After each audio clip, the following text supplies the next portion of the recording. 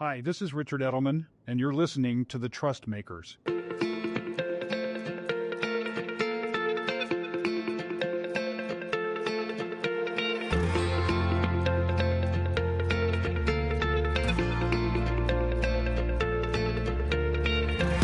Hi, everyone. I'm Smita, Reddy, global partner at Edelman for cross-global clients.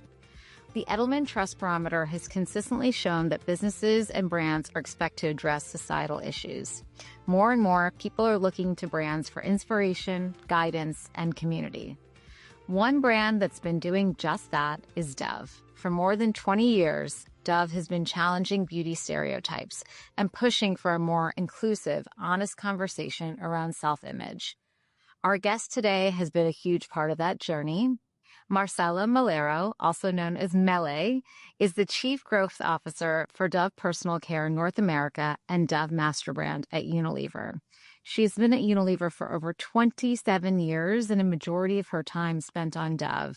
Among her many career highlights, she's led the growth of Dove's skin cleansing business, Unilever's biggest personal care category, for 5 straight years, and she is a mother of 3 daughters, so this work is very personal to her. Mele, welcome to the Trust Makers. It's so good to see you. This is a really long time coming because, I've worked on Dove for many parts of my career. You've been across the brand for over 25 years. So it's a great conversation that we're really looking forward to today. So thank you for being here today. Thank you, Smita, for having me. It's great. Dove is a brand that so many of us talk about in the industry, right? When we think about best in class, brand purpose, defining who you are, knowing what you are. They're known for its game-changing narrative around body image and beauty. And you were there early days, right, in Brazil, I think at the time, when you first probably heard about the campaign or had thoughts about the campaign. But Mele, maybe you could take us to the beginning a little bit and tell us a little bit about what originally sparked the idea for Campaign for Real Beauty. So thank you, Smita. So yes, like a bit of time traveling. So for us, it always starts with listening. Yes, and listening to the community and the people we serve. So back then, I think it was 2002/2003, where we did a massive piece of research that unveiled that only 2% of women consider themselves beautiful. That was a massive wake-up call, right? Like we were like, this cannot be right. That was the first thing. Then we started trying to understand a bit better. And we realized how back then it was like beauty magazines and the beauty industry were kind of basically establishing such high up and unattainable beauty standards that beauty started to become a source of anxiety and not of happiness for women. And we thought this was wrong. And we thought that Dove had a role to play on changing this. And it was then in 2004 when we started with Campaign for Real Beauty to make sure that we were going to make beauty a positive experience, universally accessible to every woman and every girl. So that's how kind of it started. So it sounds so simple, right? When you talk about it 20 years ago, but I think obviously at the time it was a very different type of narrative, right? I'm sure there was probably some concern, obviously, for a beauty brand to talk about something else besides what beauty was being portrayed out in the world today. So how did you know that the message behind Campaign for Real Beauty was resonating? Like, how did you get some early senses early on? So that's a great question. So yes, we were at the end of the 90s/beginning of the 2000s, which is one of the maybe most toxic beauty type of decades. So we went out with a campaign and there started to be waves. Yes, disruptive waves. We started having the haters and the lovers. We started making some of the headlines. You feel it, right, that you're up to something. But I think what really showed we were up to something was when we started listening again to the consumers, when they started like kind of sending us messages like to the consumer lines and to things like that. Back then, there were no social handles on saying how much they loved it, right? When we were going to do research with consumers and they were, oh my God, it's the first time that I can see myself in a piece of work from a brand, right? And that's when we realized that we were hitting a nerve, right? Like kind of whether we were up to something. Yeah. And it's so interesting because it again, I think when I think back, to those early days, especially that you were close to, it is easy to reflect back and say, okay, we had some haters and we had some lovers. But I imagine when it was happening, did it did it scare you guys, or did you really take comfort in the consumers who loved it and leaning into that message? As you can imagine, or you were part of it, it was an emotional roller coaster, right? Because Dove is a very big brand. So you were having those moments where like kind of, are we doing the right thing? Like when you start like kind of having some of the hate or stuff out there. But that's where kind of you need to believe. I mean, we were like believing what we were doing and sticking course and relying more like on the love, maybe like to keep going and stay true to our North Star. Yeah. And that North Star, I think, is something that many in the beauty industry, not just the beauty industry, but the industry in general now look at and say, okay, while others do this, we can say something different. We can mean and stand for something different. So 20 years, you campaigned for Dove Real Beauty. It's been in the market for so long.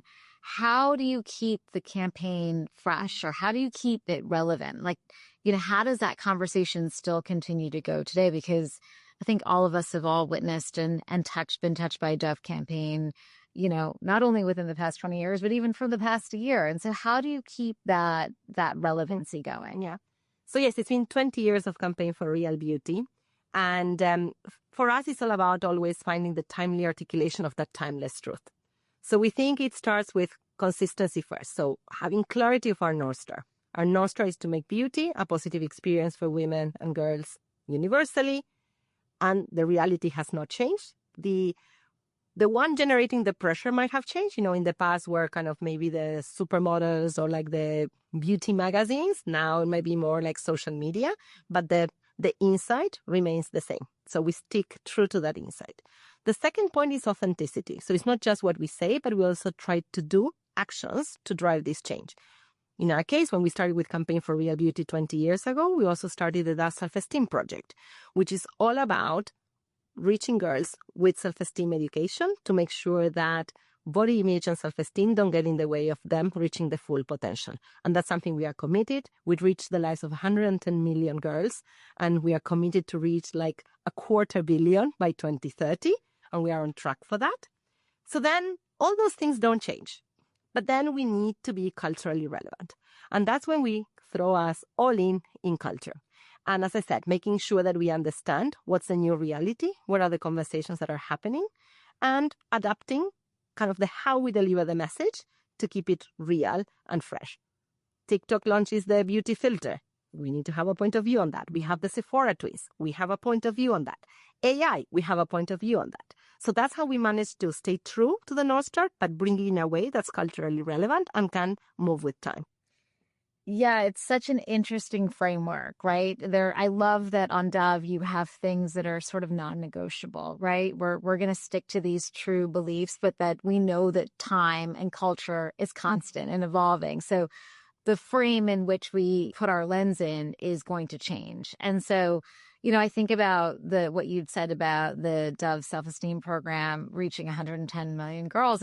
It's one of the largest providers of self-esteem education, full stop, in the world, right? And that's coming from a big brand like Dove. But to reach that many girls, it's so fulfilling and so gratifying. And you mentioned something about, culture today. And I think we go through so many conversations in marketing talking about the impact of AI.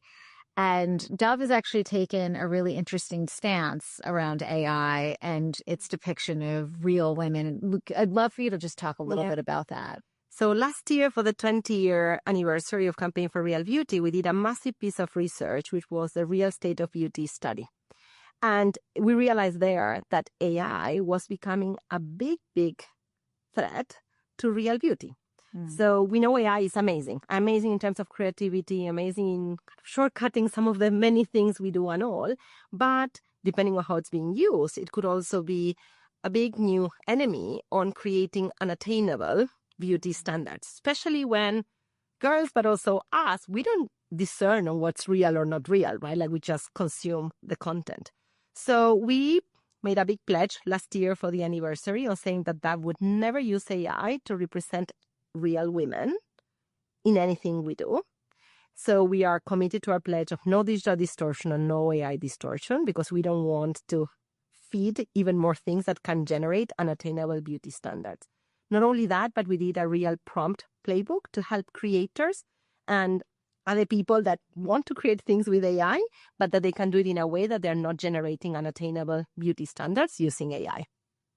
I love that so much because it's grounded in both the culture that's happening today, but it's also grounded in reality in the sense that AI is everywhere, right? It's not necessarily going anywhere. So what's like the responsible use of it, and how do you maintain that not, unrealistic view of beauty, but something that's more attainable, that's more everyday, that's real, right? And I think that's such a really interesting way of how you're helping the community, not only the marketing industry, but creators itself to use AI in the right way. So I want to talk about a different campaign that has been near and dear to our heart at Edelman, Beauty Never Gets Old. And it was celebrating the 67 years of the Dove Beauty Bar, which is sort of unimaginable to think about, right? Because the formulation has really never really changed, right? It's something as classic as time.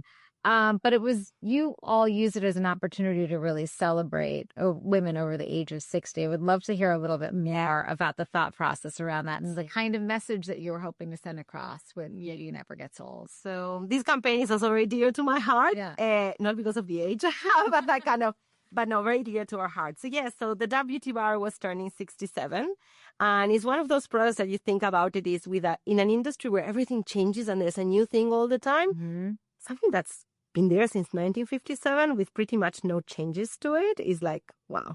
So we wanted to have some type of celebration for it. At the same time, in this real state of beauty study, we realized that the pressure of unattainable beauty standards was very real.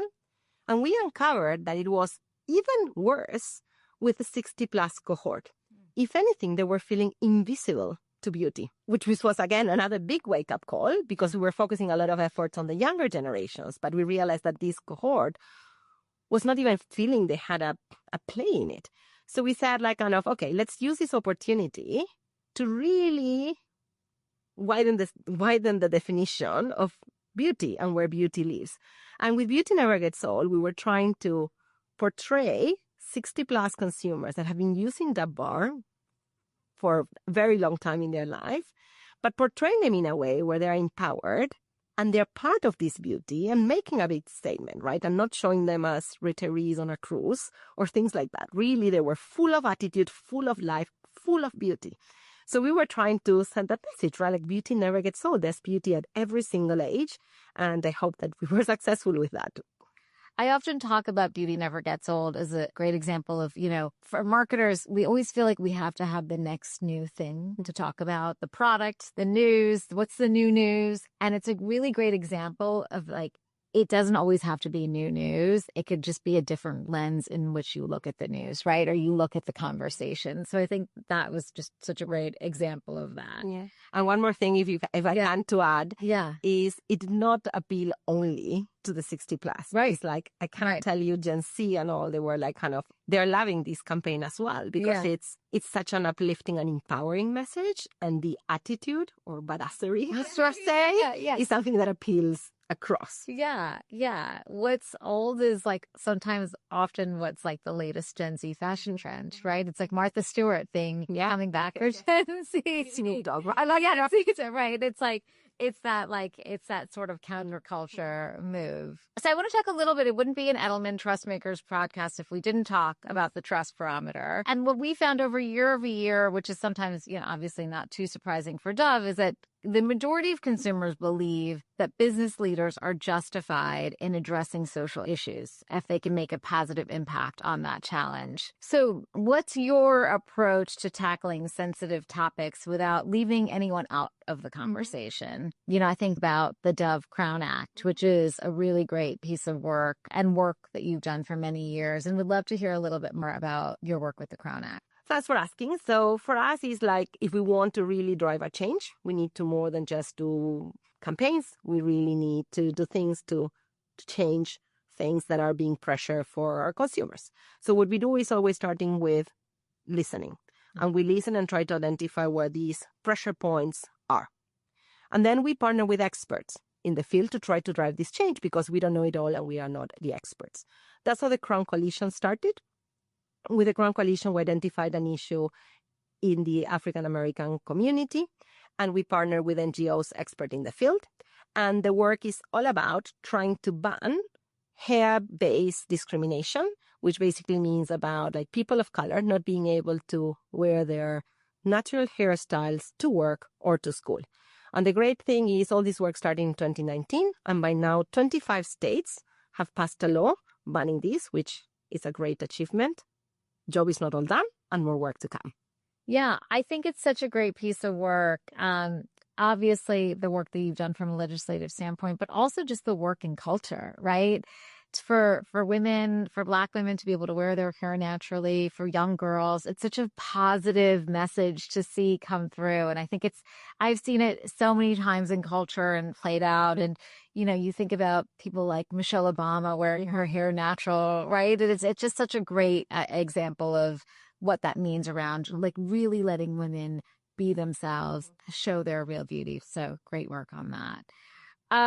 Okay, so you started your career out in Unilever. Obviously, you've seen the organization evolve over the years. So what are some of the biggest changes that you've seen in Unilever from the start of your career to where you are today in terms of the approach to marketing and reaching consumers? So yes, a long time like I know. in the career, and also yes, a lot of changes. I think the biggest change has been like moving from this push brand as a broadcaster into the pool. It's been moving from crafting brands in an ivory tower to handing the key much more to the communities. It has been from being able to plan and control everything to let go, which I think is the toughest for us, like in terms of to let go and hand the key much more to the community. It goes from knowing what you want to do to listening to the conversations and being able to be more agile and more flexible. Yes, as I said before, like kind of for us, it's all about listening. And today the conversations are happening at a speed that you need to be able to leave what you're doing kind of and jump on that. Like as I said, for instance, Sephora twins. It was very clear we had to have a point of view as a brand, right? And maybe that campaign was not planned at all, but we went into it, right? Like, because if we want to keep the brand relevant, culturally relevant, and be able to have the next 20 years, we need to be able to do that. So those are, I think, some of the biggest shifts that we've been seeing or we've been doing ourselves. It's such a refreshing way to look at marketing, right? In the sense that in the past, it used to be very fixed, planned, you know, sort of you put it out into the world and that was sort of the end. And now there is this co-creation element or agility element that you need to play into. So what are some of the behaviors that you look for when you think about your Dove team and the agencies that you partner with? Is it that ability to have that agility? Is it around creativity on the fly? Like what are some of the values that you value? For me, it's like, I don't know if it is a value, but in terms of we need people that are much more immersed in culture, right? And that's something that, I mean, you need to have that interest, right? You need to have that curiosity. Yes, it is about that. Being able to work not just in a framework of some things that are planned, but being able to go with the flow a bit more, right? Like kind of because if we can say we want to do A, but then if it's B, the conversation that's happening, or at times you plan for things, but then the community receives them in a different way, right? And the conversation starts taking it in another place. So yes, we need like people and agencies that are able to flex like that, right? Like kind of and to shift things and all. So I think that's kind of a lot of that and much more kind of comfortability with risk-taking. Yeah. Because today, like kind of, I feel that especially for big brands, if you don't take a risk, you can become very obsolete or boring and not cutting through and all. And it's very tough with, I mean, it's easy to look at indie brands that are born out of social. With big brands, at times it's tougher, right? Like because you have so much at risk in a way. Yeah. So unless you are able to go with the risks, not taking risk might be the biggest risk that you have for your brand. Oh, I love that. Not taking a risk might be the biggest risk for your brand, right? I think that is such a really great statement around how fast this world of marketing is moving. And if you want to play in culture and you want to go deep, you have to be able to know when to take those risks. And I can give you an example. Yeah, I kind of, so I don't know if you've seen the latest collab of Dove with Crumbles. So that was a massive one, like kind of that we worked together on as well. So we we did like holiday treat kind of collaboration for the holidays, like end of 2023. And as we did it, we realized that consumers were so excited with it, right? All social listening was like, oh my God, this is so cool, so unexpected from Dove. And they started talking about like cookies and like kind of bathroom, and there was all the trend of skincare meeting desserts. Yeah. But it was not something that maybe it was that they expected from Dove. And we were like, okay, people are asking for this, like kind of our community is asking for this. And we decided to go with it. And we looked at what could be one of the coolest or like kind of more cult type of cookies to make it even more special. And that's how we partnered with Crumble, which if you would have asked me 18 months ago, we were going to be doing something with Crumble, maybe the answer would have been no. But it's been an amazing success, right? And it's about like kind of listening, taking the risk, and then I think things seem to work. And moving fast, Yeah, right? very I think fast. that's a great example of listening. Like, so if anyone's listening to this, apparently you can pitch your ideas to Dove in the feed. But I think it's a great example because Crumble is like one of the hottest Gen Z brands, right? And it's such a really unexpected but unique and obviously successful partnership. And I think you guys really do listen. And that is actually, I think, in the DNA. If the 2% of women saying that they don't feel confident, right, wouldn't use the word beautiful to describe themselves, to where you are today. Okay, so a little bit closer to home because we both have young girls. Your girls are a little bit older than mine, but we talk about the work that we've done with the Body Confidence Sports Initiative, but it's born from a really sort of sad place and sad statistic around Dove research finding that nearly half of all girls leave sports by the age of 14 because of low body confidence, right? And so it's so damaging to our girls, right? This is a great example of where, low body confidence isn't just something, it's not just around self-esteem. There are health benefits attached to that. And so Dove launched the Body Confidence Sports Initiatives. It directs every purchase towards creating positive social impact by keeping girls in the game. So I'd love to hear a little bit more about it. I know it's something that's personal to you, obviously, your daughters as well. Yes, very personal to me. And as I said, when we started with Campaign for Real Beauty 20 years ago, we made sure that we also had a do component, right? Like we wanted to drive change, and we realized that unless we started building stronger future generations, the program would perpetuate, right? And that's how we started with the self-esteem program. 20 years later, we're the biggest provider of self-esteem education for girls, which we never thought about it. As we were doing this work, we realized that sports is such an important part of building strong body confidence with girls. It's an amazing, amazing thing for girls to do sports. But as we were researching this, we realized, as you said, that 1 every 2 girls drop off or quit sports by age 14 because of body image, because they don't feel comfortable, because someone says something, and all. So we realized this was not right. And as I said before, we listen. We try to partner with people that know. That's why in 2023, we partnered with Nike to build the first of its kind tools to build body confidence for girls in sports. Basically, it's a set of tools for coaches, for girls, and for parents to make them understand the issue and try to detoxify and then arm themselves and keep them in the game. We've been doing this work now since 2023 with a lot of success. We've been 2 years in Super Bowl that we've used the platform, like the biggest audience, to drive awareness about this. And as you said, like kind of making sure that our products and the sales of our products help with donations to make the program grow more and be able to reach even more girls and keep them in the game. I love that. Mele, you talked a little bit about this idea of listening, right? Not just putting content out, but more around how you have this two-way dialogue with your consumer. Can you share an example of a campaign that you did not plan for, right? That wasn't in the docket, but it was really as a response to truly listening to your consumer? Thanks for the question. It's a great question. And I'll share the first, which is one of our latest campaigns. So based on listening, we realized that 90% of women have, for every selfie they post out there, 50 in their camera roll. I can relate to that. I don't know, like you as well, like kind of, yes, you're looking for the perfect one and all. And we were like, oh my God, this is one that we need to be part of. We want to say something and do something with this, right? Because it's not right. We want to change this. And it's a very interesting campaign and one very dear to our heart because it's the first campaign for Dove that's a creator-only campaign. We don't use creators to amplify our message. The creators did all from the beginning to the end. There was no extra production. We engaged with 100 plus creators across 14 markets to encourage them, to encourage other people to just share the first without touching, without filters, without selection, just the first picture. And it's been amazing. We have so far 1 billion impressions, which has been great, as I said, across 14 markets. And again, another campaign that was not planned and came from listening and really tapping into creators as a different way of doing marketing on our campaigns. I love that campaign. The insight is so true. I think for every person, not just woman, but every person we do this. We take 1 million photos. We don't just share the first, right? We're over-analyzing every single little detail.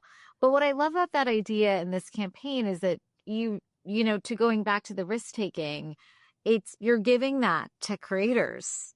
So you can't edit their posts. You're sharing your brand out, right, to the world to see. So it takes a lot of bravery and risk to do that as well, which is exciting. I didn't have a PPM, like kind of that for me, like kind of it's like, oh, wow, we're doing it without it. So, but it's been amazing. And I think it's more and more the way we're going to be doing more of our campaigns, content, and engagement platforms. So there's so many things from this interview, right, around timelessness, but also being timely, culturally relevant, moving at the speed of culture. If you were to look at Mele 27 years ago, starting her career out at Unilever, not knowing what's ahead, what advice would you give that young Mele? Oh my God. So look, I've had the ride of my life and everything. So if I look backwards, it's like, I think trying to always focus on working on something that's filling your heart is like kind of very important. I don't think I would have been able to be for such a long time in Unilever, just focusing on selling products. I think and that's why as well I've been for more than 20 years on that, right? Because I was always feeling I was doing something more. And I was building a brand, but as also, in a way, generating change and a movement that was very personal for me as a woman. And then it became even more personal as a mom of 3 daughters. So I think it's like, as I'm seeing now, like kind of my daughters choosing what to study or what to study, all I always tell them is like, make sure you're doing something that it's like filling your heart as well. Because it's not about the pocket, and stuff. It's like something that you believe in, something that makes you feel good because you're doing good as well for others. So, that's kind of the advice of took me some time on finding what I wanted to do and all. I actually studied food engineering. I did not study marketing. So this is something that's kind of happened. And, but I'm super glad that it happened, right? And I'm realizing the kind of that, as I said, building brand, but generating that impact is something that yes, it would be my advice for anybody that's starting a career or finding what to do in life, in professional life. That's wonderful. I mean, with that, I think I have to just say thank you for joining us today, but also thank you to the many people at Edelman who work on Dove. As someone who's worked on this brand for many years as well, it is something that truly fills your heart. It is work that is truly personal, but it also makes the work better. So it's been a privilege. It's been such a great time getting to talk about one of my favorite topics, which is Dove. And thank you for joining us today and being a part of Trustmakers, Mele. Thank you, Smita. Thanks a lot. It's been a pleasure. Thank you, everyone. Thank you for tuning into the Trustmakers, an Edelman podcast in partnership with Advertising Week, where we speak with leaders and other trust builders across institutions. See you next time.